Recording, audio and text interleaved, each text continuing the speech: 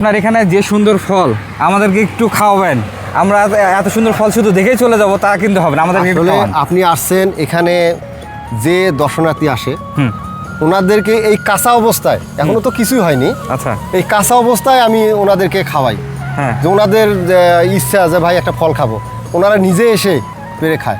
আপনিও একটা নিজে যে কোনো জায়গা থেকে পেরে খান, দেখেন আপনার কেমন স্বাদ লাগে। আপনি বলুন। আপনার গাছের খেজুর ভাই আমরা ছিঁড়বো না, আপনার গাছের খেজুর আপনি আমাদেরকে ছিঁড়ে খাওয়ান।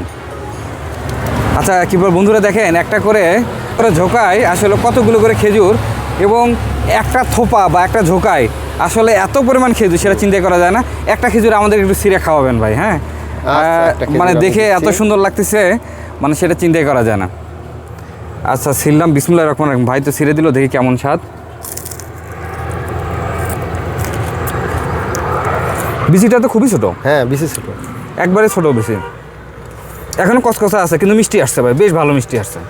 আরও মিষ্টি হবে, প্রচুর মিষ্টি। এখনও সময় আছে প্রায় 1 মাস। 1 মাস পর আমরা হারভেস্ট করবো। 1 মাস ভাই, আপনার এই খেজুরগুলো তো বাগান থেকেই মানুষ নিয়ে যাবে। হ্যাঁ, এখন থেকে বলতেছে ভাই এখনই আমাকে 1 কেজি দেন, 2 কেজি দেন, কিন্তু আমি বলছি যে না, আমি যে আসবে সবাইকে আমি 1 পিস 2 পিস করে খাওয়াবো। আমি এই একবারে বিচিটা কিন্তু খুবই ছোট, আর এটা যখন মনে হয় পাকবে আপনার খাইতে অসাধারণ হবে, অসাধারণ মিষ্টি। আমার আসলে ভাই ব্যক্তিগত মতামত যে আমার কাছে বেশ ভালো লাগছে। কাকা আসেন, আপনি খান, একটা দেখেন, বলেন তো কেমন লাগে, সত্য কথা বলবেন। খুব মিষ্টি। মিষ্টি আছে?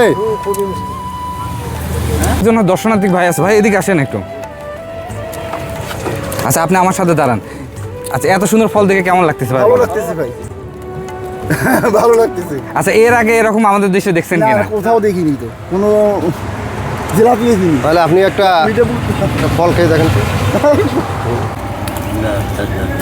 খুবই মিষ্টি তো। বাগানের বয়স প্রায় 5 বছর। এই গাছটি 5 বছরে রোপণ করা। আমার 3 বছর পর থেকে আমার ফল আসা শুরু হয়েছে। আসসালামু আলাইকুম, আপনাদেরকে শুভেচ্ছা জানাচ্ছি রংপুর জেলার মিঠাপুকুর উপজেলার এটা গড়ের মাথা নামক স্থানে। আমার পাশে দেখতে পাচ্ছেন নুরনবী ভাইকে।